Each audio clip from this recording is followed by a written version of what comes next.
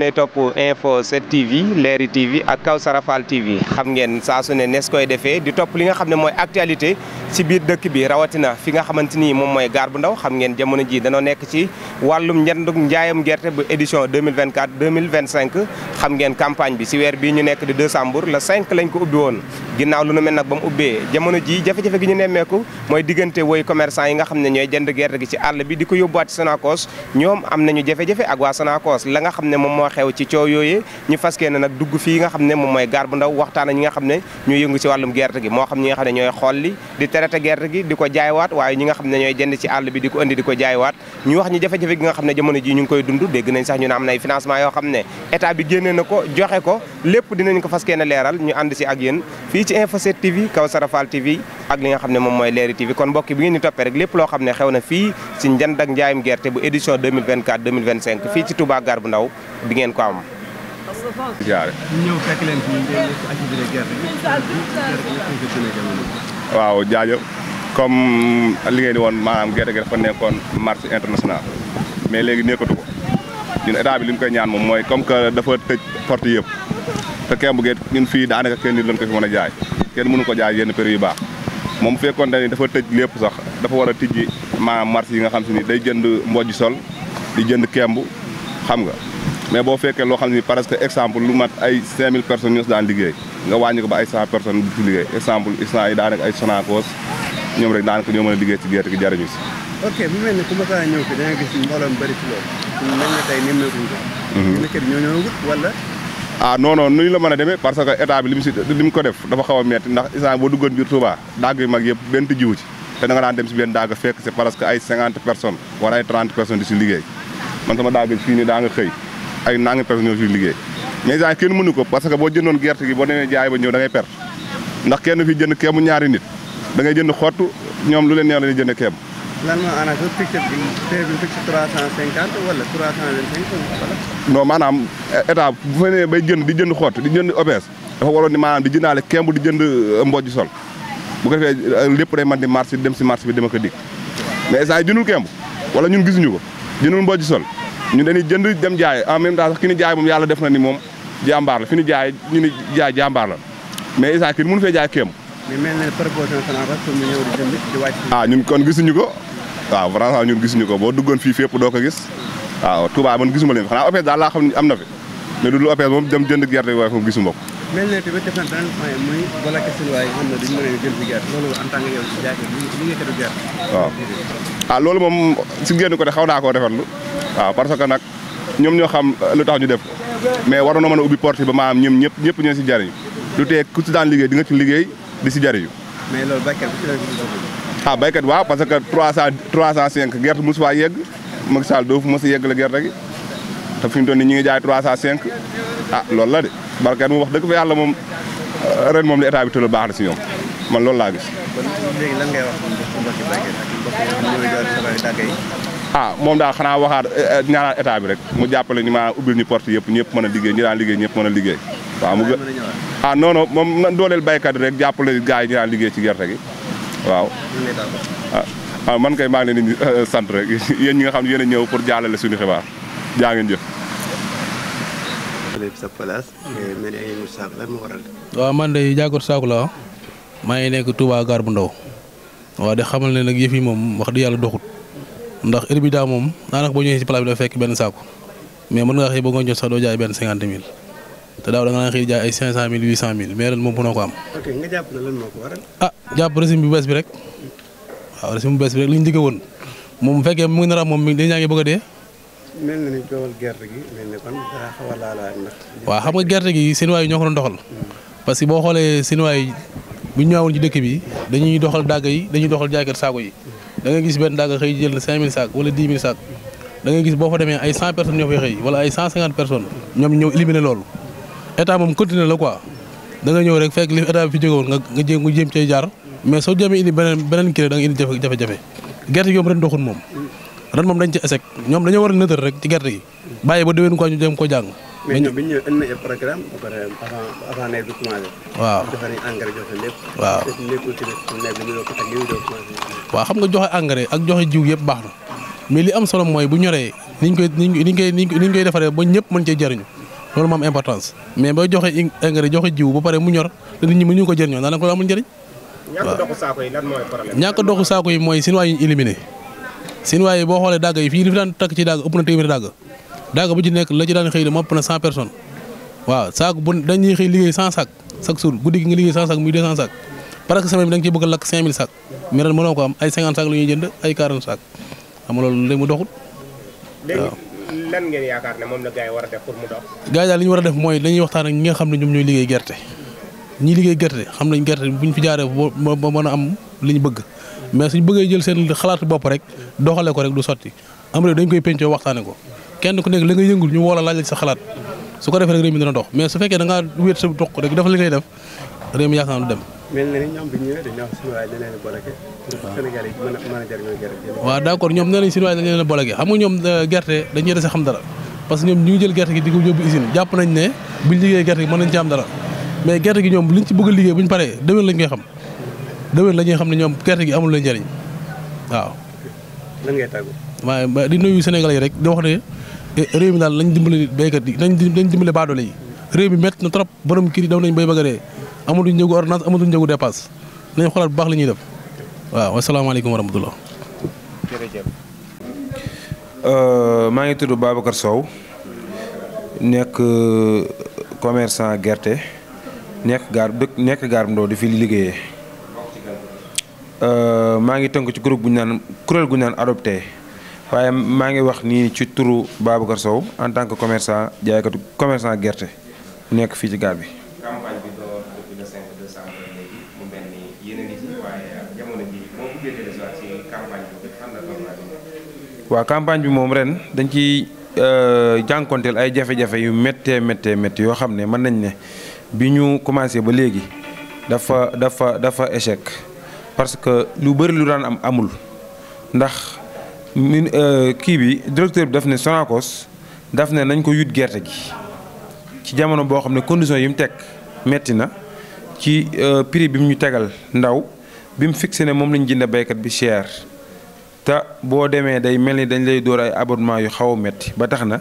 day sooxe ba liñ ci waroon a am duñ ko ci am ba pare it li nga xamante ni moom lañ daan liggéey fii ci gerte gi dafa sooxe li tax mu sooxe mooy waa ji li mu rey see emploi fii dafa xaw a bëri ci ñun li ñu tuddee dàgga mooy ay dépôt yoo xam ne dañuy ñëw fii ci gaar bi jënd gerte dem yóbbu ko foofu décortiquer ko doog koo jaayaat léegi nag ñooñu mu machine yooyu ren dañoo taxaw ba ñëwuñu parce que chinois bi moo daan jënd loolu bu ñu ko décortiquer ba pare moom dafa arrêté chinois bi ne nañ ko yut xott gi nag suñ ko yutee donc kon machine bi ak ñi daan liggéey ci machine bi yépp dañoo taxaw li mu fray ci emploi dafa bëri ba moo tax sooxe gu ñi ngeen di dégg foofu lay démarré. maanaam exportation bi nga xam ne dañ ko dakkal bañ ci waaye ñooy jël gerte gi yóbbu ko ci biti tax am lu mu indi jafe-jafe. waaw dafa indi jafe-jafe yu bëree parce que moom daf koo def ba pare fagaruwul pour mën ñoo aar soo déggee loolu mooy daf ne rek nañ na suñu exportation bi taxaw waaye na ngeen mu yut xott gi nag suñ ko jëndee fii yut ko suñuy jigéen ñi daan dund fii duñ dund manœuvre yi ko daan wàcce duñ dund décortiqueur yi ko daan bojj ci machine yi duñ dund borom charrette yi la même chose kon secteur bi dafa dee carrément parce que amatul kenn ku ci mën a jariñu ku dul taxaw charge ko rek mu dem usine directement. te waaw mbojj sol bi moom sax xam na ne li mu proposé mënu koo am parce que gerte gi mënul am 60% nga ne nañ la jaay mbojj sol téeméer loolu moom ci bopp mi ko wax xam na ko mooy jëndul parewul pour jënd ko moo tax mu dox wax téeméer rek ngir teggi tuuma waaye xam na ne jëndul parce que ku xam gerte xam na ne mënoo jënd gerte 330 di ko bojj di ko jaay téeméer. maam yéen ngeen di li ngeen di dagg loolu pour lan la. waaw abonnement bi dafa bëri parce que nga yàgg mu daggale une tonne 800 te abonnement bi li ko gën a bëril mooy day xool ci qualité gerte bi parce que ren gerte gi am na ci yu bëriwul suuf mais qualité bi dafa oyof léegi nag soo àggee moom day peese toowu gerte gi génne wàlla ci abonnement am ci jamono boobu nag mi ngi ne baykat bi 305 nga koy jënde force bu woyofee ak bu diisee nga dem yóbbu ko yow opérateur mu ne la oyofaay gi dama koy moyen sa poids loolu moo waral abonnement bi diis loolu nag da koo teg ci boppam waaye xam na ne warut a doxee noonu. abonnement bi maam daa am ci tonnage bu mu commencé ak fu mu yem wala. amul fu mu commencé ak fu mu yem parce que fii ci Sénégal am na secteur yoo xam ne amuñu suuf fu mel ni Njàmbur ñooñu seen gerte du am suuf et pourtant da ngay àgg ñu dóor la 1 tonne 800 1 tonne 900 abonnement nga xam ne kon. mi ngi sukkandiku kon ci woyofaayu gerte gi la sukkandiku. léegi nag ci jamono boobu moom 305 la wax ne mënuñ koo ñàkk a jënde forcément bu woyofee ak bu diisee. loolu bu ngeen jëndee 305 ci jaay borom gerte yi ngeen may Sonacos lu ngeen koy jaayee ko. 330 lañ 35 lañ ko koy jaayee 30 francs yooyu noonu mënul sax génn sa ay manœuvre sa ay transport ak abonnement bi mu la bëgg a dóor li mu bëgg moom li mu pare nii mooy nañ ko gerte gi te faxasu ci rey secteur ba mu dee wetti nag li mu rey fi ci emploi xamu ko muy le ministre muy le directeur général li ñu.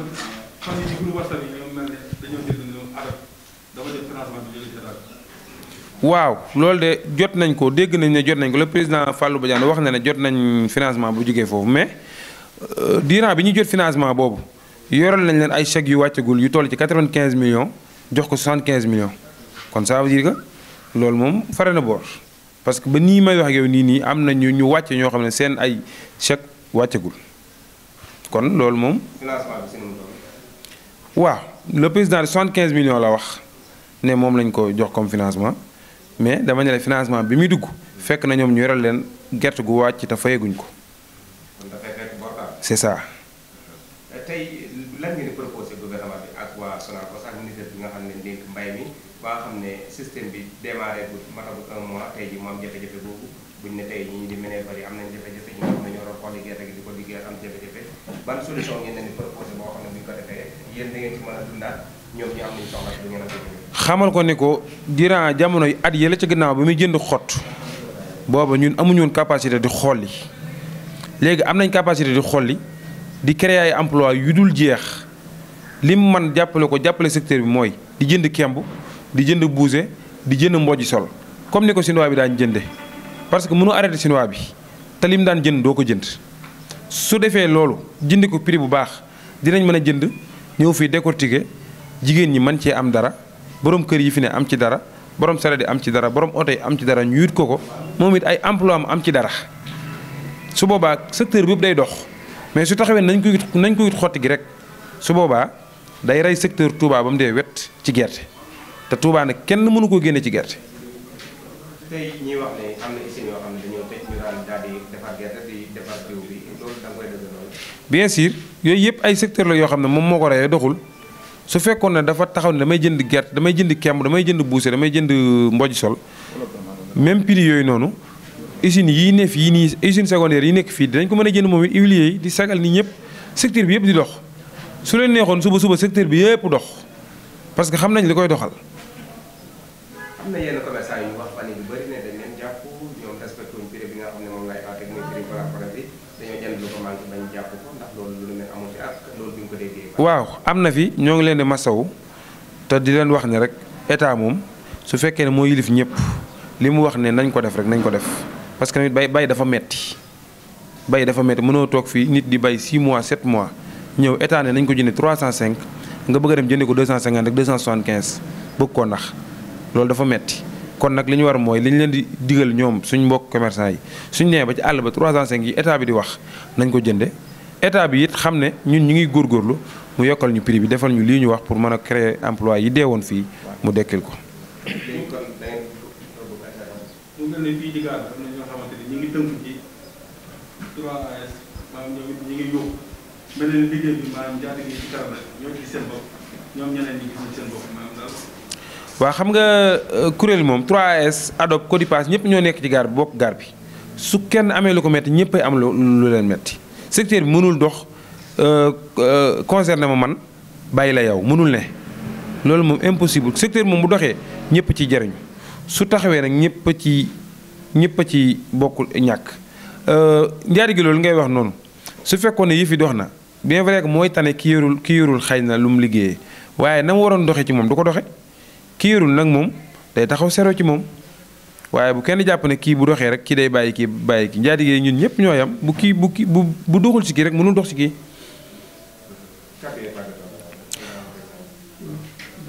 waaw di tàggatoo di nuyuwaat suñu kilifa yi di nuyuwaat jiit yi nekk fii di nuyuwaat le président Fallou Badiane mi jiite ADOP te di ci def liggéey bu am solo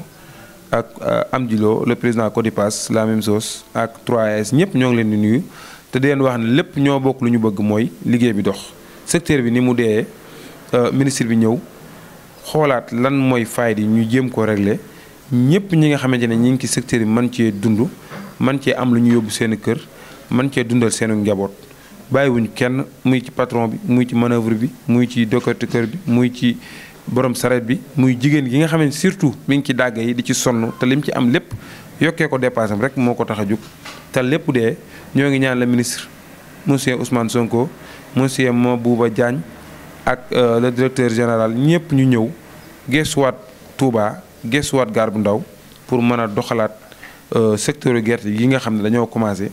ñu ray ko ba mu dee wet ci loo xam ne mën nañ ko saafara ci lu néew di jiital it ci alerte boobu monsieur Cheikh Thioro Mbacké honorable député ñoo ngi koy waxit nag gestuwaat ndawi Touba gestuwaat Gare bu Ndaw ndax xam naa ne maîtriser na ko xam ne fii ñoo ngi koy wax ne ko na ñëw xool secteur bi xool fayit yi mu nekk jéem koo jox autorité yi ñu dundal ko ñëpp mën cee jariñu ñoo ngi nuyu ñëpp di seer ñëpp wasalaam. mbokk yi nga xam ne yéen a ñuy bàyyi xel comme niñ leen ko waxee woon bi ñuy ubbi ñu ngi fii ci Gare bu Ndaw gis ngeen li nga xam ne moo jëm ci wàllum njënd ak njaayam gerte mi édition 2024 édition 2025 gis ngeen ñi nga xam ne ñoom ñooy yëngu ci wàllum lii di xolli gerte gi di ko defaraat ñi nga xam ne ñooy yenukat yi ñi nga xamante ni ñoom ñooy commerçant yi dem ci àll bi di ko jënd di ko indiwaat di ko jaay ji fële nga xam ne mooy Sonacos gis ngeen sax ba ñi nga xam ne ñoom ñooy yëngu ci wàllum jaay ak saako yi ku nekk wax nga jafe-jafe gi nga xam ne jamono ji jàpp nga ne moom moo am ci wàllum njënd ak njaayam gerte gi bu fekkee dégg na ni nga xam ne noonu la commerçant yi waxee liñ mën a jàpp moom mooy fii ci dëkk bu sell bi di Touba rawatina Gare bu Ndaw lii di wàllum njënd ak njaayam gerte édition 2024 2025 jamono ji ak sooxe gu métti moo ci am ba tax na ñu ngi woowaat gouvernement bi di woo waa Sonacos di woo ministère bi nga xam ne lañ dénk wàllum njënd ak njaay mu gën leen a gestuwaat xool li nga xam ne mooy liggéey bi ba ñoom ñi nga xam ne ñoo ciy yëngu ku nekk la nga xam ne moom nga ci am nga gën koo mën a wéyal ndax gis ngeen nee nañ jamono ji am na ñoo xam ne seeni liggéey dafa taxaw dafa taga témbe li ko waral exportation bi nga xam ne dañ koo dakkal seen waaye daan jël ci gerte gi di ko yóbbu ñenn ñi si leen daan gagné jamono ji yëf yi sooxe na kon muy li nga xam ne moom lañ leen jëlan si woon tey fii ci Touba Gare bu Ndaw ñu ngi leen di gërëm di leen sant di leen jox dig daje beneen yoon ak feneen fii si Info 7 TV Leeri TV Kawsara Fall TV jërë ngeen jëf